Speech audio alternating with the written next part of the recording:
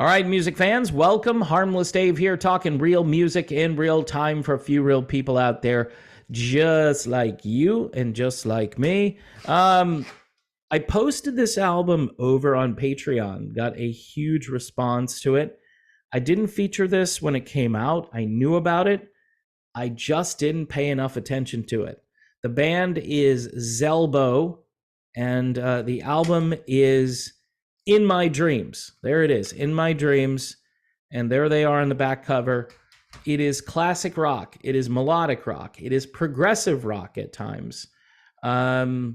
It's doing all kinds of things, and it's all really good. I love the instrumentation, the production. So check out Zelbo, In My Dreams. Everybody I've shared that with has been like, holy crap, Batman, where has this been? And I'm like, yeah, I missed it. It's my bad. So again, I purchased it on Amazon and it came in a few days. So check it out. In My Dreams by Zelbo. Don't forget to check out Modern Retro Radio as well. Yeah, I'm doing voiceover work, so you'll hear my amazing broadcast voice on the radio. It's been a long time since that has occurred, but yeah, I'm on Modern Retro Radio. Not as a permanent DJ or anything like that, but just doing some voiceovers. So that's kind of cool. I'm going to be talking a little bit about Journey's ongoing publicity stunt. And why do I say it's a publicity stunt? Well, you had the Steve Perry lawsuit. That went away. Steve, I think, decided that he could still earn money on the front end rather than the back end.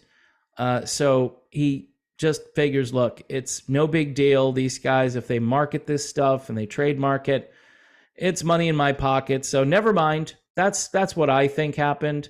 But then you had Jonathan Cain responding to Neil Sean and saying that Neil is doing damage to the brand. He and his wife are doing bad things.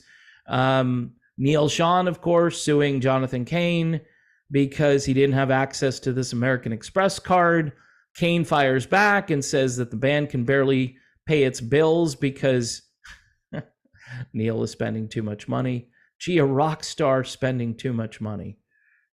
When has that ever happened? That's new. So a study from Stanford, right, says this. This is interesting. It's an article, actually, and a study. The article is titled, When is Bad Publicity Good? And I've been saying this all along. You know, everybody was saying, for instance, oh, the Journey tour, it's over. You know, all these commentators stepping forward, they're never going to make amends. How are they going to go out? I said it too. I don't know how they're going to go out on the road, but they're not done. I said it, and they completed the tour.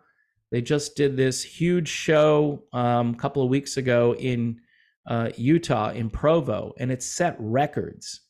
I mean, there were people everywhere, some of whom didn't pay to be there, but they were outside where they were playing, and that's a sign that people, you know, hey, they like this band for whatever reason. And this band is good enough to still draw thousands, tens of thousands, maybe over 100,000 people, depending on where they go.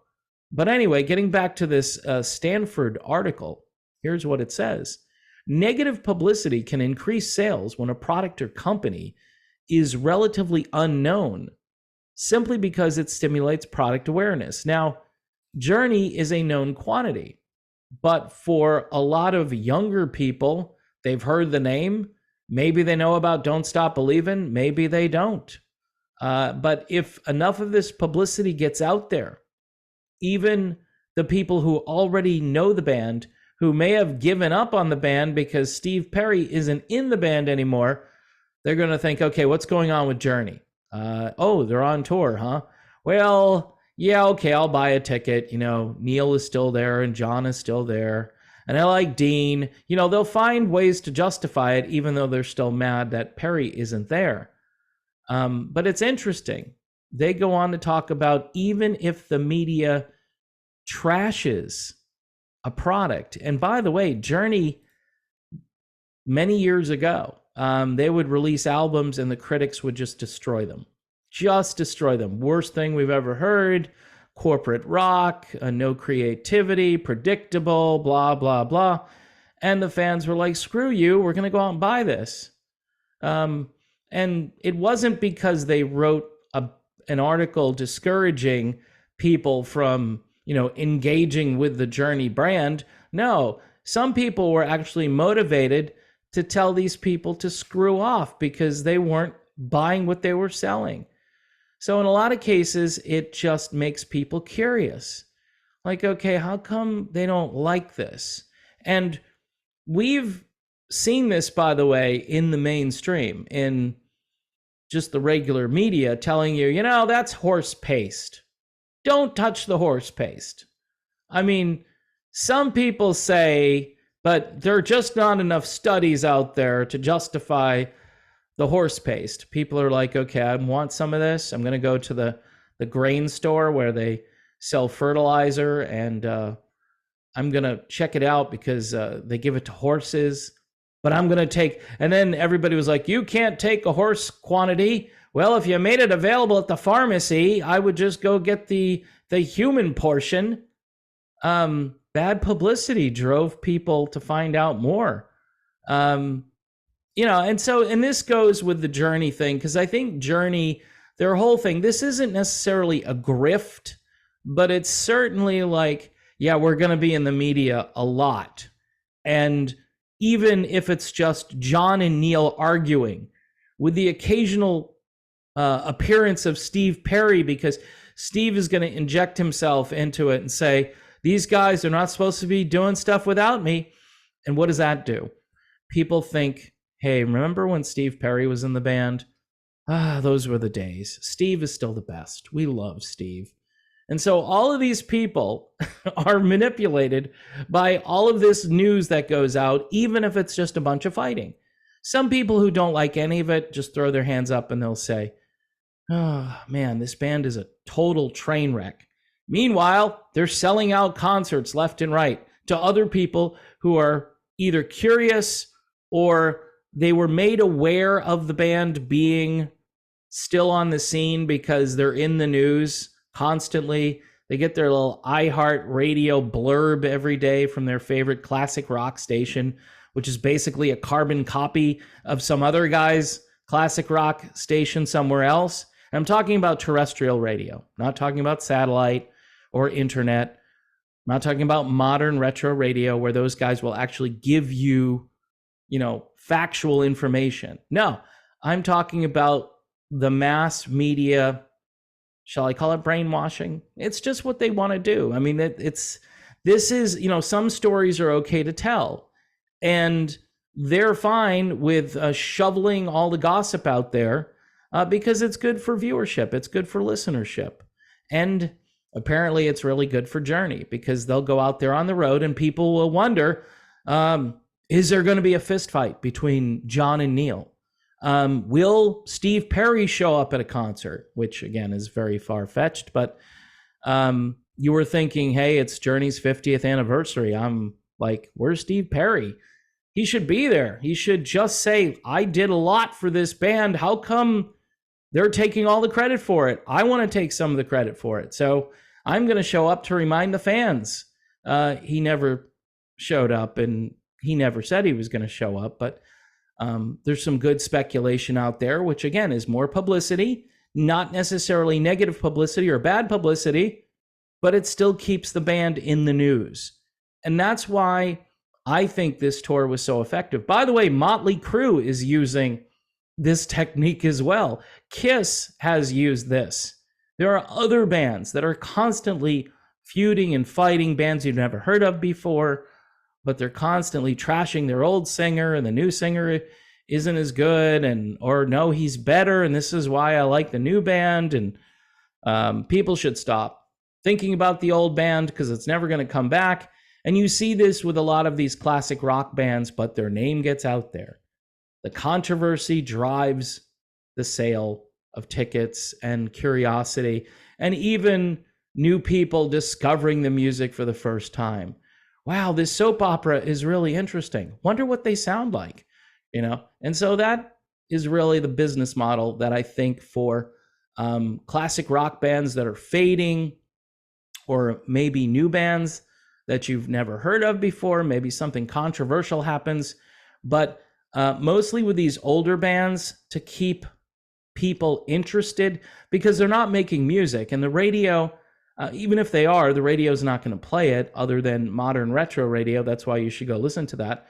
But for the most part, the masses don't even know that Freedom came out. They're like, oh, Journey has new material? Yeah, I'm just going to keep listening to Don't Stop Believin' on repeat play. That's what I'll do. I'll just put it in an endless loop because that's the only song I really like. But you'll still go to the concert, you'll hear the song, and then you can wander around the stadium because you don't know any other songs, and you can buy merchandise and leave early.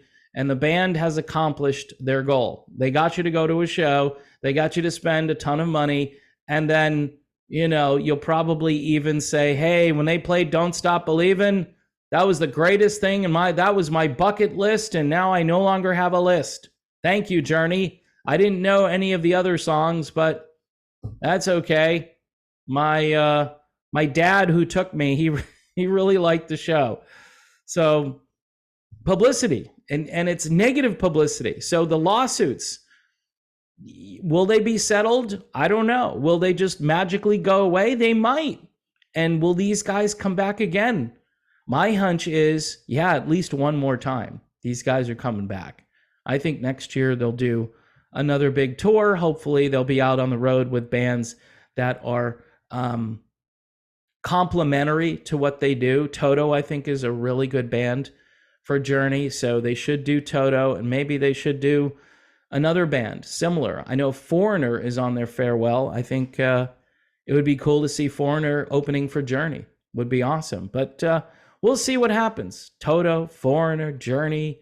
There are other bands out there. Def Leppard and Journey have toured before. I don't know now that Def Leppard loves to be on the road with Motley Crue, which is good for them. Good for them. And Motley Crue using that particular business model and doing really well with that. I mean, the feud between former members and current members, Ken Vince, Neil Still Sing, and then you got Tommy Lee doing his, stuff, showing his stuff over on Facebook. These guys know this is all just to drive traffic and to get people interested in their brand. And the Journey brand is way stronger than the Motley Crue brand.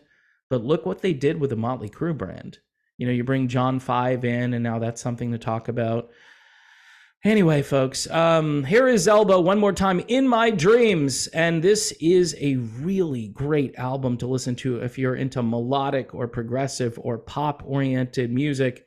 This is all of the above, and it's done very well. Very original material, which is hard to get these days, but it happens. It just, people don't know about it. Just like this channel. It happens every day. Thanks for watching. God bless you all, and God bless the world.